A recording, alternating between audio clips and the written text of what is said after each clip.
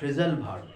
Phrasal verb একটা important verb part, যেটা মাধ্যমিকে এখনো পর্যন্ত প্রত্যেকটা মাধ্যমিকে গ্রামারে 3টে নাম্বার থাকে এবং অন্যান্য কম্পিটিটিভ এক্সাম বা অন্যান্য ক্লাস এক্সাম সেগুলোতেও কিন্তু ফ্রেজাল ভার্ব একটা গুরুত্বপূর্ণ রোল প্লে করে।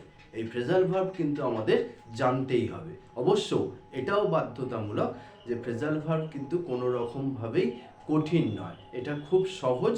যদি আমরা বেশি বেশি প্র্যাকটিস করি তাহলে এটা খুব অনায়াসে সহজেই মনে রাখতে পারবো এবং এখান থেকে নাম্বারও কিন্তু ক্যারি করতে পারবো। ঠিক আছে, আমি একটা এক্সাম্পল আজকে দিই। দেখো, my father is a businessman. আমার বাবা একজন businessman. He deals in rice, মানে হি ডিলস ইন রাইস মানে তিনি চালের ব্যবসা করেন।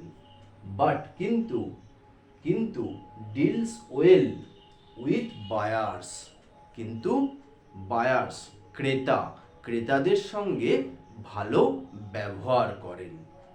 তাহলে এখানে দেখো, ডিলস ইন আর ডিলস উইথ দুটো ডিফারেন্ট ফ্রেজাল ভার্ব আমরা ব্যবহার করেছি। এই ডিলস ইন কেন এখানে ব্যবহার করেছি? ডিলস ইন মানে ট্রেডস, ব্যবসা করা বোঝাচ্ছে। আর এখানে দেখো ডিলস উইথ ব্যবহার করা হয়েছে। এই ডিলস উইথ মানে বিহেভ, আচরণ করা বোঝাচ্ছে। এটাই কিন্তু ফ্রেজাল ভার্বের ম্যাজিক।